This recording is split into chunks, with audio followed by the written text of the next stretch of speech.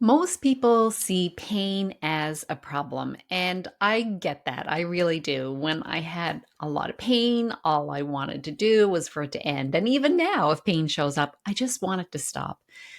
But I do see pain differently now because I see it actually as a gift, which sounds kind of funny. My friend Darren Weissman calls it a gift in strange packaging. And it really is because it's actually here to awaken me, awaken you to something that's missing in our lives. This is Wellness by Design. I'm your host, Jane Hogan, the Wellness Engineer. And in this episode, I really am talking about how to see pain in a different way, what the neuroscience teaches us about letting go of pain, but also that actually pain is a call to love. It really is a call to love. So make sure you stay tuned. I'm going to do a little practice with you at the end as well. So go ahead and tune into that because it's a powerful practice that you're going to be able to use to help you release pain. So, if you're new to the episode or to the podcast, thank you for being here. If you're a longtime listener, also thank you for being here. I so appreciate you and all the comments and the reviews that have helped take Wellness by Design to a top 3% podcast in the world. I'm just so grateful for that. All right. I shall see you inside the episode. If you haven't already subscribed, rated, and reviewed, I would be so honored if you did that. My goal is to get to be the number one podcast. I'd love to do that. All right. I'll see you inside the episode.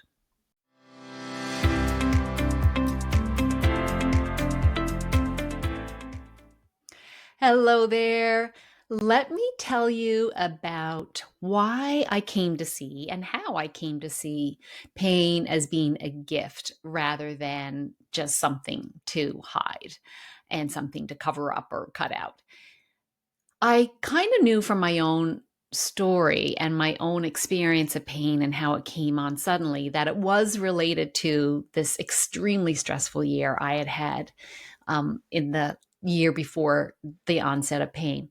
So I kind of knew that it had to be connected to emotions. I didn't accept that, hey, my body was just all of a sudden not working and decided to turn on pain for no reason at all. And I needed to take meds for the rest of my life to cover it up. I just didn't want to accept that. I actually came to see that my body wasn't broken. It was actually just protecting me from what it perceived of as danger. And when I did that, everything changed. I saw pain in a new way, that it was happening for me, not to me, and that it was calling me to awaken to seeing myself in a new light and actually to loving myself again. Because I realized I hadn't really loved myself for a long time. So perhaps my whole life even. All right, so let's talk about what I'm going to share with you today. So we're going to talk a little bit about the neuroscience and how we know that pain is actually protection in the body. I'll also help you see whether the pain that you're experiencing is this type of pain, because obviously there's some pain that is caused by a truly a physical condition. And why pain is actually a loving message from your body calling you back to yourself. And I'm going to lead you through a short guided practice to help you rewire that brain for safety and love so that your body can begin to stop protecting you quite so hard. So again, if you'd like to get some specialized support with me one-on-one, because this takes practice and consistency, I'm going to share with you how to do that as well. So let's dive into the episode and talk about how pain is protection. So think about what our brain's job is. Our brain is designed to keep us safe. It's constantly perceiving the world around us through our senses, through our feelings, and then interpreting that and then deciding how to respond in the body. So The brain's job is to keep you safe. And if it perceives danger, whether it's real danger or imagined danger, it will create protection for you. And one form of protection is pain. So this could be physical danger, it could be emotional danger, it could be energetic danger, any of these things. We've got this body that senses. This physical body is in here, in this world, perceiving through things that we're seeing, that we're hearing, that we're tasting, we're smelling, that we're feeling, right? All of these things. And so then it's making an interpretation about what's going on in this world. Do I need to protect Jane now, or is everything good? Well, if I had a year of stress, severe stress, then it certainly wasn't thinking of everything was good.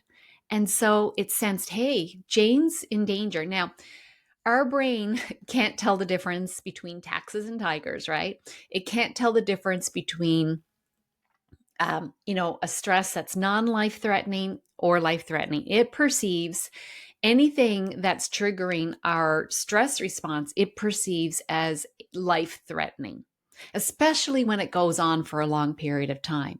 So if it's going on and on for a long period of time, then our brain keeps that nervous system switched on to protection mode. So the name of that when we're in protection mode is the sympathetic response of the nervous system.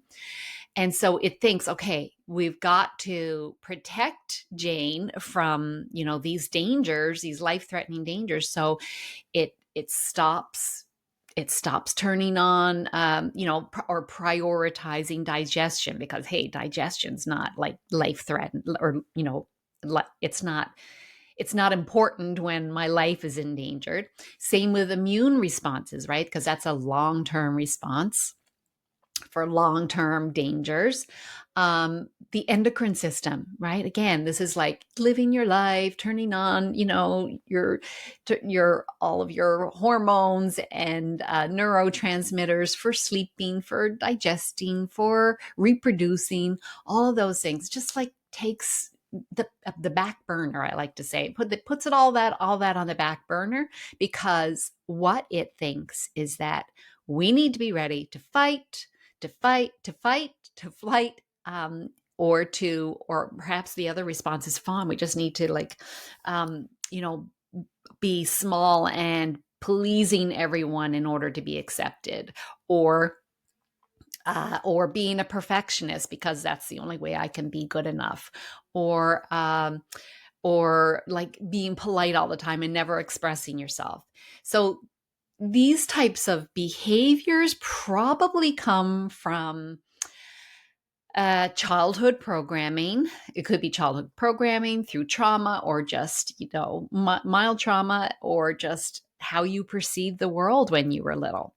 So, we create, I call them behaviors of protection. If we don't feel good enough in this world, that's where we will develop these behaviors of people pleasing and perfectionism and being overly polite and not expressing our views. We can become hyper independent because we think no one is there to support me. I got to look after myself. And so then we do everything ourselves, because in the story that's running in our subconscious mind is we can't rely on other people. And it could be programming again from childhood where we learn that. It could also be show up as hypervigilance, always scanning and interpreting our relationships with other people. Do they like me? Do they not like me? Are they happy with me? Are they not happy with me? So this hypervigilance, of course, this is something we could learn when we're quite young. If we learn that we weren't good enough, how can I appear good enough? Because a basic survival instinct is being accepted by our tribe, which is our family and our people that are important to us. So if our brain perceives that maybe we're not being accepted, then it perceives that as a life-threatening event. So it would perceive it because being a part of a tribe way back when meant survival. And so it sees this as a threat to our life. And so we develop these behaviors and patterns that help, they help to protect us. And if that goes on long enough, it can even turn into pain. So if you've been to my webinars, you've probably heard me talk about this, the behaviors of pain that can show up long before the pain shows up. And these same behaviors may be the start of other chronic conditions as well. So not just pain, but it starts as this behavior of protection. All right. So these then can become pain pathways, actually. So once the brain turns on some pain pathways, and it might be even, I love these emotional connections, right? So if you feel like the weight of the world is on your shoulders, so that might be, you're hyper independent. I got to take care of everything myself. Maybe you've got shoulder pain, and that is okay, the brain going, okay, she's got the weight of the world on her shoulders. Well, if I turn on some pain, then she's not going to be able to carry that weight and she'll be safer. I mean, it kind of makes sense on some level, right? When you think about it. Same with like if we aren't speaking our truth, we're not speaking up when there's things happening that we don't like, or not speaking up for ourselves. That could show up as a lot of different things in the neck. It could be thyroid problems. It could be pain in the neck. It could be tinnitus, jaw problems, TMJ. So you can see these connections between emotions and physical places in the body. So the brain is just kind of making sense of this, right? Trying to make sense of this pain, and how can I protect this person from from this life-threatening thing that's happening. And so, when we're in pain, that stops us from doing things, right? And so that's how the brain can see it as protection. And once these get turned on, then these are neural circuits in the brain. So if you think about it, these pathways keep getting wired. And so then it becomes chronic, right? Chronic pain. It becomes chronic because the pathway is easily learned. Now, another thing the brain can do is go to an old injury or an old surgery and say, okay, because it's already developed those neural pathways. In other words, it already learned pain in that area. And so it can turn pain on again easily.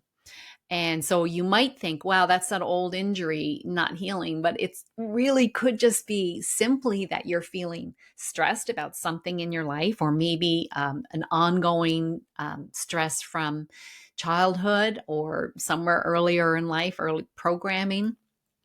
And your brain goes, oh, I need to protect her. I know pain works. I'm going to turn on this old pain because I know how to do that pretty easily, and they'll just turn it on. Okay, so the other thing that can happen with pain is that, of course, we feel pain, and especially if it's like, systemic pain, like I had it throughout my body, of course, or if it's pain, just say it's affecting your ability to walk or your ability to live your life the way you want to. You start having fear about your future, which is a perfectly normal response. So you have fear about your future, and that starts, of course, does the brain feel safe if you're afraid for your future? Absolutely not. So then it goes, whoa, I got to turn on more pain. And then we can get stuck in this pain fear cycle, which, of course, is perfectly normal, a perfectly sensible response for your brain. And so I just want you to be able to see it in this way, in this different light, because it helps you helps motivate you then to see pain in a different way and then take action, because we can't keep repeating the same patterns and expect a different result, right? That's the definition of insanity. We have to change the pattern so that we can change the result. So think about it. I like thinking about it this often as like a computer. We need to change the brain is like a computer. So we need to change the input so that we get a different output. Our body, we think of the physical body as being pretty permanent, but we know the cells are constantly turning over. The body is a process. It's not a permanent thing. Every single cell in your body has changed. You are not the same person you were 7 years ago physically, right? Everything changes. So we can change the input to change the output so that over time we can create a a brain and nervous system that feels safe so that it can turn off protection in the body and then eventually let go of pain. All right. So, coming back to love, I just want to come back to love for a moment and just talk about lots of times is programming that we may get as we are when we're children, or as I did, or even a little bit older, we may not feel loved.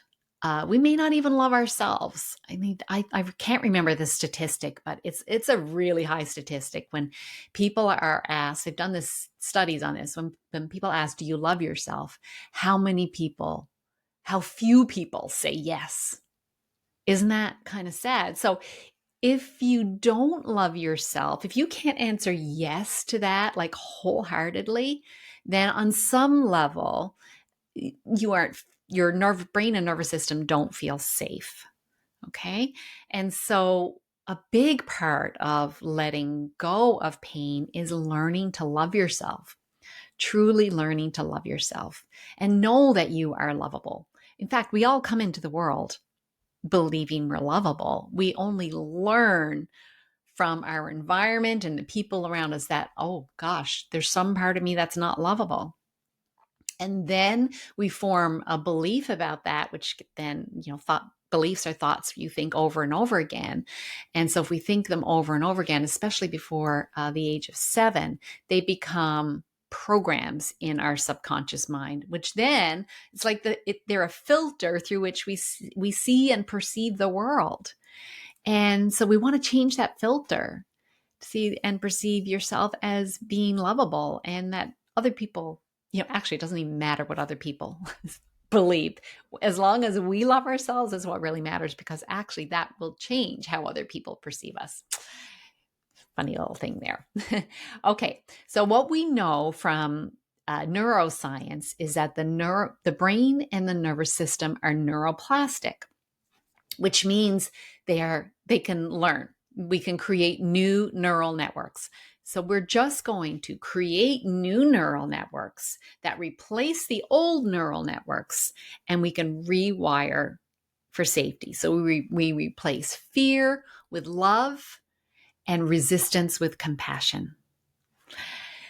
So let's talk about your pain in particular and how to know whether the pain you're experiencing has a physical cause or if it's neuroplastic. And I just want to say, first of all, that sometimes people think when I'm talking about your brain and pain that, there's some kind of implication there that your pain is not real, that it's just in your head. And that couldn't be further than the truth, from the truth. Any pain you feel is real pain, because all pain actually comes from the brain. Or even pain that is really, has a physical source. So just say you're touching, you go to touch something that's hot, and maybe you do touch something that's hot and you get a little burn. We don't have pain sensors in our hands if that's where we were touching something hot. We have nerves that then go to the brain. The brain interprets that along with maybe visually what we're seeing and so on. And it goes, oh, okay, this is pain, pull away. So the brain is involved in pain, all pain. So some ways that you can tell whether the pain that you're experiencing is the brain's protection mechanism as opposed to like a true physical cause of your pain is, so here's some ways that I've learned and that we know from the neuroscience, that the pain is actually a learned response or protection mode of the brain. So it's pain that moves. So if it moves in different places around your body, or if you have flares with stress, if the pain lingers after the tissues have healed. So you might know this because perhaps you're getting an MRI, and from the MRI you're learning that well, we hope you shouldn't have any pain there. We don't see any reason. Um, Now, there's a caveat to that as well, which I'll talk about afterwards. So, pain that moves around, pain that flares with stress. So, you notice it's worse when you get stressed, pain that lingers after tissue has healed. Um, so, the caveat I want to mention is that sometimes we're told that there's a physical reason for the pain, and we know now that from lots of different studies that just because there's a structural change doesn't mean that you necessarily have pain from that. So, for example, there are loads of people with arthritis. If you did an MRI scan of, the general population with no pain, you would find arthritis in their joints, but they don't have pain. So the fact that you experience some pain, then you go get an MRI, and they say, "Oh yes, you've got arthritis in your knee," for example. Then your brain goes, "Oh, okay, there is a physical reason for the pain," and it'll keep it turned on. So you challenge your brain on this. Another example is like a study on the general population with no pain, and they'll do scans of their back, and they'll find disc abnormalities, so things like bulge discs or degenerative discs and so on. Yet they have no pain. So just because you have an MRI telling you that you have a degenerative disc or a bulge disc or other disc abnormalities does not necessarily mean you have pain in your back. You should have pain in your back because of that. If that was the case, everyone who had those cases would have that. Same thing goes with rotator cuff tears, torn meniscus in knees, and so on. There's a lot of studies on this, and so this is probably one that's quite challenging for people to understand, or believe. But I ask you to be a little bit open to that. Well, and the way that helped me was that, well, if other people experience this and don't have pain, then I can also experience this and not have pain. All right, so let's talk about like just having a little bit of a reframe on this. Oh, actually, no, I want to talk about some other things that might indicate that the pain is neuroplastic. So it could be sensitivities. So it could be sensitivities to light. It could be sensitivities to sound. It could be sensitivities to food, stress, weather, other people's moods, those kinds of things. So if you think, well, I'm so sensitive, and then those sensitivities result in pain, it could be, again, just another sign that it can be real, of course. It's really real, but it's just a sign that your brain is interpreting these things in this way. And also, like kind of opposite to that, you may notice that pain lessens when you're relaxing, when you're on vacation, when you're laughing, when you're having time with friends, playing games. So you may notice there are times, or just when you're feeling peaceful, you may notice these times that you think afterwards, "Oh, wow, I didn't notice any pain for a while," or that the pain wasn't so bad.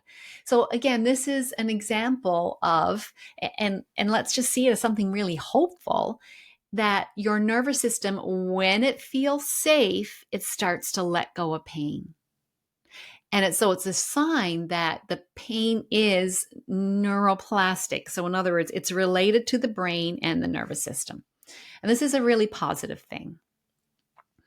So let's see pain then in a different light. Let's see it as not that your body's betraying you, because that's how I felt. I remember like, oh, my body's letting me down, and how can it do this to me, right? It's not your body betraying you. It's just communicating with you. Pain is saying, please see me.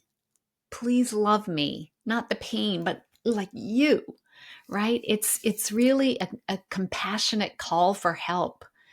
And if you can see it in that way, and just see, it's a calling from your, I mean, sometimes I started off talking about or titled this as, really talking about your brain and your nervous system, but it's, I believe, a calling from your soul as well. Your soul and you, the real you, is pure love. And if you're experiencing uh, this type of pain, it's a sign that that message has gotten tangled somehow or distorted somehow. So if you can see yourself as you truly are, as a loving being, here to love you, here to love others, this body is to be loved, then things can begin to shift for you. Okay, let's talk about rewiring the brain, because that's what I wanted to share with you today is rewiring. So what we know, I'm going to shift back to the neuroscience again, because this can help you. You might it's fine to say like accept yourself as a loving being, but let's put it into practice with what we learn from neuroscience. So what we know is that when the nervous system feels safe, it can shift from protection to, business as normal. And business as normal is repair. So business as normal is that parasympathetic state of the nervous system. It's the so-called rest, digest, repair. If your body is in pain, we need to shift into that mode. That's how your body will repair itself naturally. But if we are in that sympathetic state, the fight, flight, fear state, that stress response, it can't repair. It just can't. It's not focused on that. So if we want to shift our body into a healing state, we have to keep practicing safety. We have to keep sending messages of safety to our nervous system. Okay, so it can stop protecting and just let the body do what it does naturally, and that is heal. Things you can do for this are self-compassion. So, sometimes it's like, maybe you look back over your life and maybe you're not even really thinking about it. It could be subconscious. So you might need to bring some of this up to the conscious level, past things, where you can say, I did the best I could with what I knew at the time. And forgive yourself for some of these things. Or maybe it's interaction with another person and you're finding it hard to forgive them for how they treated you. I get it. We've all had these things happen to us. But if we never face it, it's like having, if you got like a blow up beach ball and you try to keep it down below the surface, like how much effort does it take to keep it below the surface? It takes a lot of effort, right? But eventually it's going to want to pop up. It will pop up. So it might, maybe you don't have any more energy anymore for keeping it below the surface. And then it will just pop up in the form of, pain, illness, emotional, physical pain. So maybe that's what's happened to you. And so maybe what you need to do is have compassion for this situation, compassion for your role and the other person's role in the situation. I really love the Hawaiian practice of Ho'oponopono. It's a beautiful practice where you forgive the situation and you say, I'm sorry, please forgive me, thank you, I love you. I'm sorry, please forgive me, thank you, I love you. Within that context. It's a beautiful practice, but I'll save that for another episode. For now, just understanding that self-compassion or compassion for others, forgiveness can really help, but also just in the moment, calm breathing, just calm breathing can help. A lot of people with pain are breathing rapidly. They're breathing in their upper chest. They're holding their breath a lot of times. You might be breathing in and out through your mouth. So what we want to do is shift to a slower breath work. Now, so coming back to science again, we know that people with chronic pain have dysfunctional breathing. And that when we're breathing in the chest up here, it doesn't activate the lower lobes of the lungs, which then activates the parasympathetic response of the nervous system. So in other words, we need to take full breaths low down into our lungs, also called belly breathing, in order to activate the vagus nerve, which then activates the parasympathetic response of the nervous system. So just that alone can be huge. But of course, it's not just once in a while. It's like practice it with consistency. And then over time, you'll notice that you are belly breathing most of the time. So that can be really helpful. Gentle movement can be really helpful. So things like qigong or walking, gentle stretching. So things like that, gentle movements. Building a gratitude practice. I mean, it sounds so basic, right? But if you feel gratitude for what you have in your life, for what you have in your body right now, for what everything your body does for you right now, then you can't feel gratitude and fear at the same time. So you can't feel gratitude and lack at the same time. So if we feel gratitude, that's going to shift us over to that parasympathetic response where the body can heal.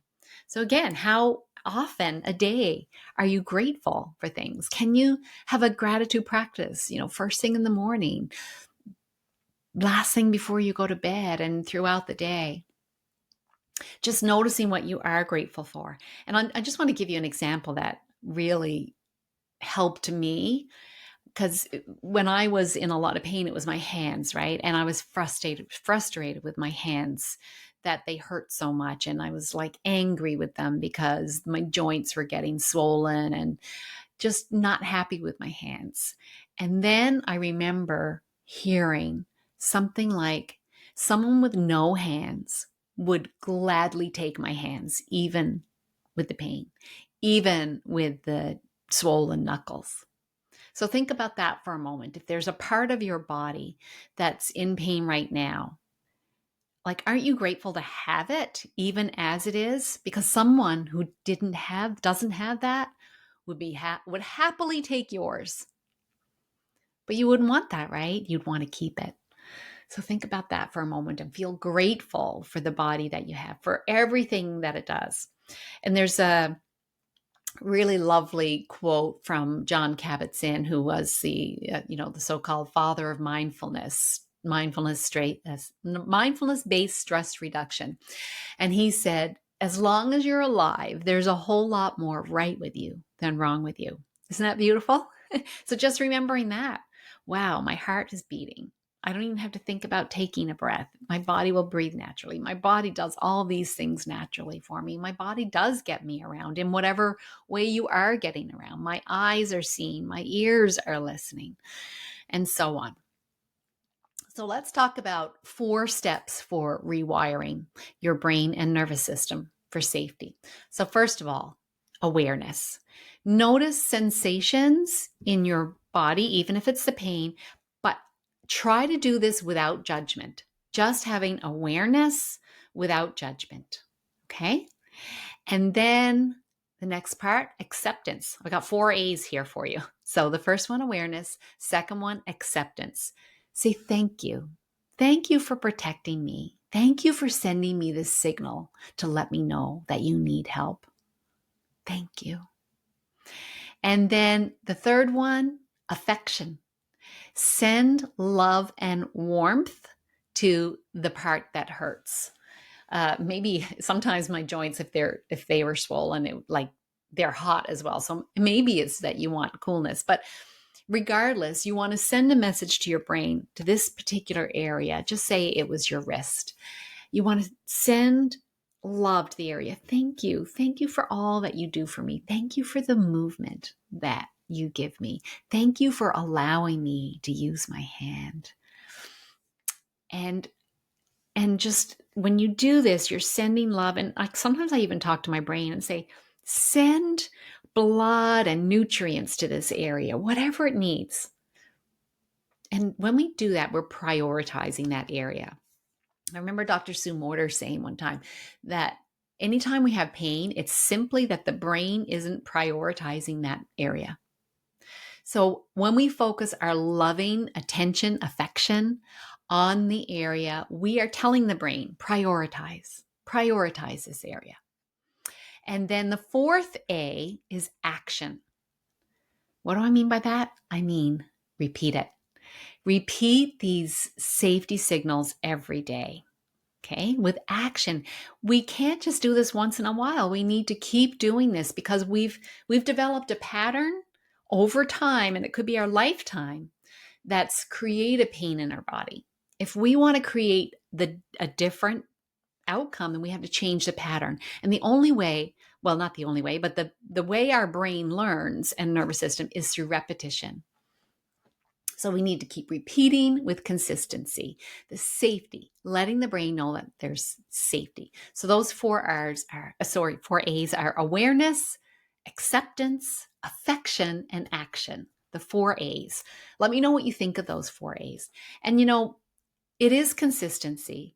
And if you need help with consistency, that's what I do. That's what a coach helps with, right? We help you practice things and learn a new skill.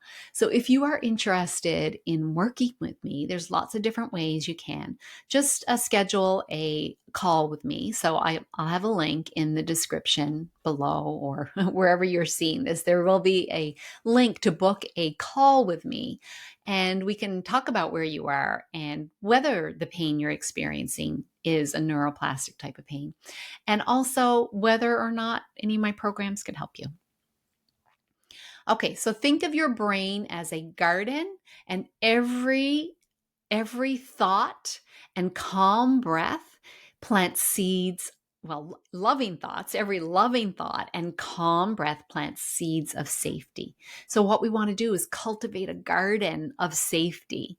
And when we can do that, the body can, the brain and nervous system can feel safe again and release pain in the body.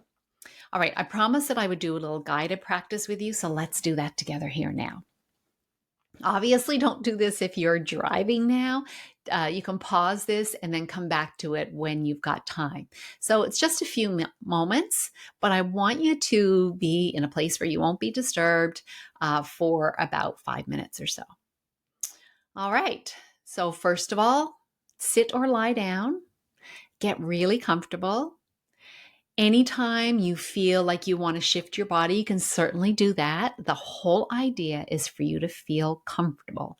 If you want to put a blanket over to feel warm and cozy, that's fine. Just comfort is the main thing. Now, when you feel comfortable, close your eyes and then just begin to notice your breath. You don't need to change it. You just notice it.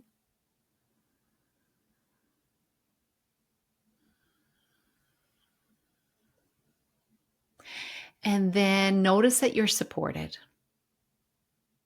You're supported right now underneath you, whether you're sitting or lying down. Notice the support underneath you, where your body contacts the support. It's always there for you.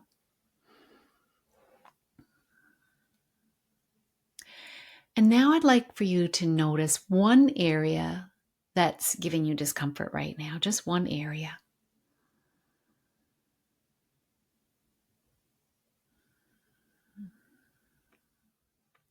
And now take a slow breath in. You can imagine you're pulling the breath into that area. And then a long exhale. Let the exhale be longer than the inhale. Let's do that again. Imagine you're breathing into the area. It might help to imagine that the area almost had a nose, so you could breathe into that area. And then a long exhale from that area. One more. And then a long exhale. And now place one or both hands over your heart and say to yourself, I am safe.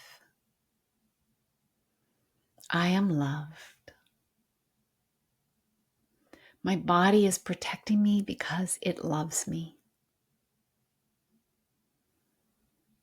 I am safe. I am loved. My body is protecting me because it loves me. Now visualize light or warmth spreading from your heart, and let it spread to this area that's giving you discomfort.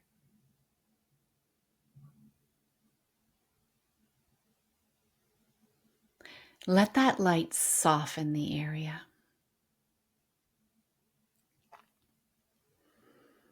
This warm light from your heart emanating out and softening this area.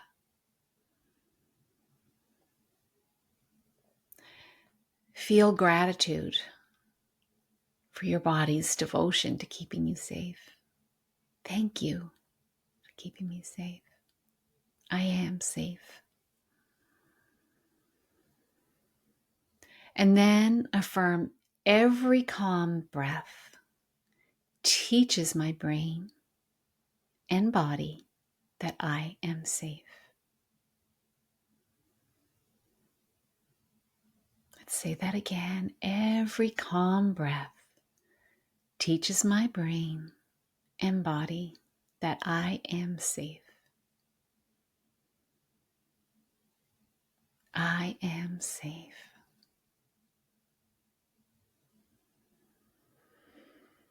I am safe.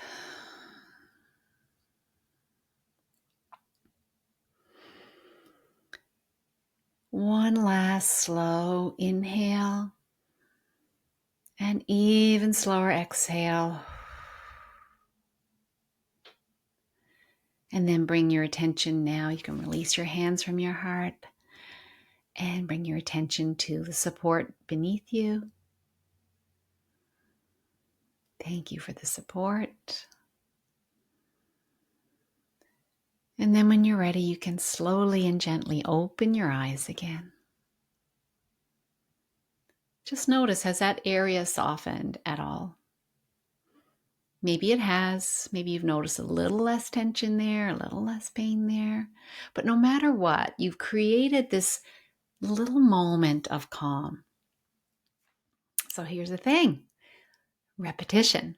Repeat this again. Come back to this if you need to, and keep repeating, because this is how our brain and nervous system learn. Through repetition, we need to keep telling it a different story. Keep telling it the story of, I'm safe. All is well. I am fine. And we give the brain then a different experience of pain. Instead of pain and fear, it's getting an experience of pain and safe. And then it can begin to calm the nervous system and then shift into that repair state. Okay, so we need to practice this consistently. Your body, you can't hate the body into healing. You can only love it into safety. So keep reaffirming safety as much as you can. Remind yourself that you are love. You are completely lovable. Anything else, a belief, anything other than that is just something that was someone else's idea or your interpretation of someone else, and it wasn't true. Any thought that's not true will feel heavy, will hurt. Thoughts that are true feel loving and light and expansive. So this is a truth. This is a truth. So I always like to end with what's one thing you can do today that's going to shift your body into healing. So that is what I'd like for you to do today, is just take a few minutes 2, place your hand over your heart like we did and tell your body, I am safe. I am listening. I love you. I am safe. I am listening. I love you. So repeat it every day, maybe several times a day. Maybe you need to set up some little reminders because it's such a simple practice, but it's easy to forget. So how could you set up some reminders around you that would, when you look at these reminders, it could be a notification on your phone, it could be a Post-it note somewhere, it could be a bracelet or a piece of jewelry, or wearing your watch on your other arm, anything like that that might remind you to do that practice. I am safe. I am listening. I love you. Okay, so just a little reminder that the key message today is that pain is protection. It's a loving message inviting you back to safety and self-love. The brain can rewire and your body can heal. All right. If you'd like to take another step to create your personalized safety plan and help you keep repeating this, then again, sign up for a call with me and then we can take it from there. So, a little blessing to close. Remember, you're not broken. You are loved. You are safe. You are capable of healing. All right, my friends, I hope you enjoyed this episode. Don't forget to leave a review or a comment or subscribe and let me know, did you find this helpful? I hope you found it helpful. And if you know someone that could benefit from this, please share that with them. Share this episode with them so that we can start creating less pain in the world. I mean, obviously, when we got a world with less pain, it's going to be a better world. And more people feeling safe is going to be a better world too. All right, have a wonderful day, and I'll see you on the next episode of Wellness by Design.